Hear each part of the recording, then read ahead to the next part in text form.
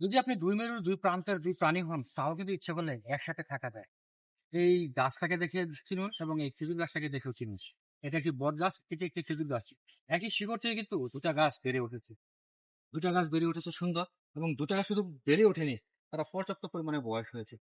ঠিক আছে, অনেক বৎসর, হয়তোবা যুগের পর যুগও তারা থেকে যাবে। ইচ্ছা করলে কিন্তু থেকে যাওয়া যায়। সত্যি থেকে যাওয়া যায়। অনেক বেশি কিছু প্রয়োজন হয় না। শুধু যেটা প্রয়োজন হয় সেটা হলো শিকড়ের টানটা একটু মজবুত হওয়া। দুজনের সূচনার যে বিষয়টা সেটা একটু মজবুত হওয়া। আমি এটা দিয়ে এটা বোঝাতে চাচ্ছি, আমাদের বাংলাদেশ সম্প্রীতির একটি দেশ। আমাদের বাংলাদেশ শান্তির একটি দেশ। ধর্ম, বর্ণ নির্বিশেষে সুখের একটি দেশ। যেখানে হিন্দু কিংবা মুসলমান কিংবা বৌদ্ধ কিংবা খ্রিস্টান কোনো পার্থক্য নেই, কোনো ভেদাভেদ নেই।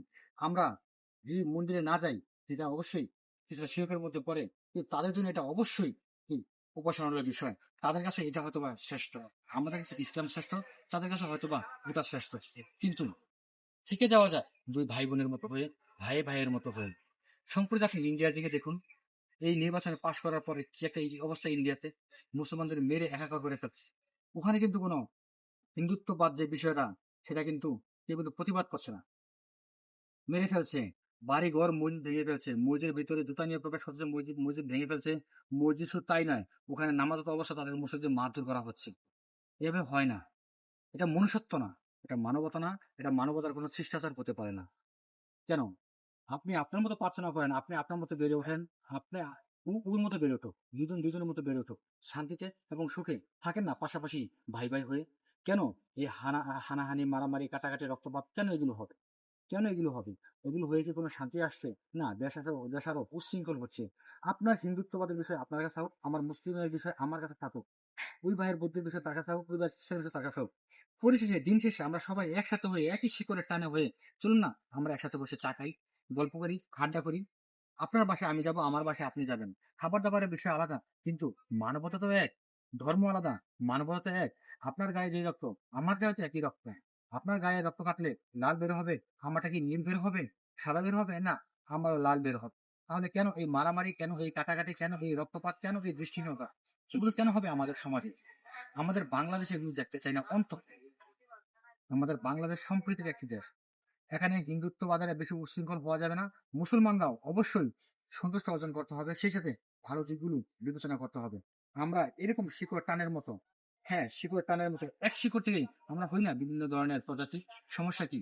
মুসলিম, বৌদ্ধ, হিন্দু, খ্রিস্টান, আমরা আমাদের মতো একসাথে থাকি না? কোনো সমস্যা নেই তো? কেউ বাধা দিচ্ছে না তো? তাহলে কেন আমরা এগুলো করব?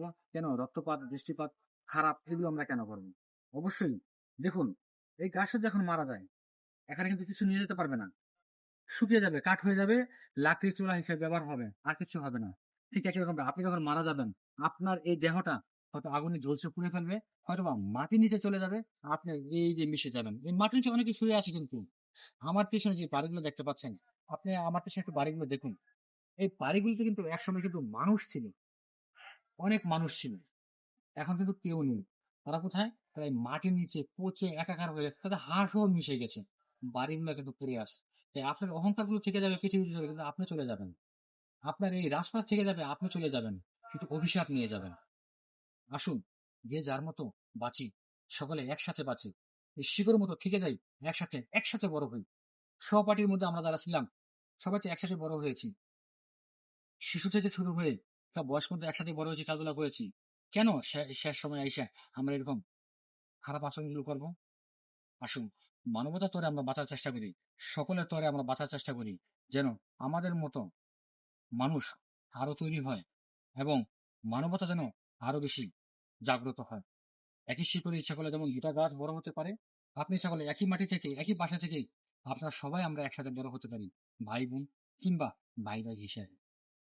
সকলের জন্য শুভকামনা। সকলে ভালো থাকবেন। আর হ্যাঁ, অবশ্যই খেয়াল রাখবেন এই বিষয়টা, যেন আপনার দ্বারা কোনো প্রতিবেশী কষ্ট না পায়।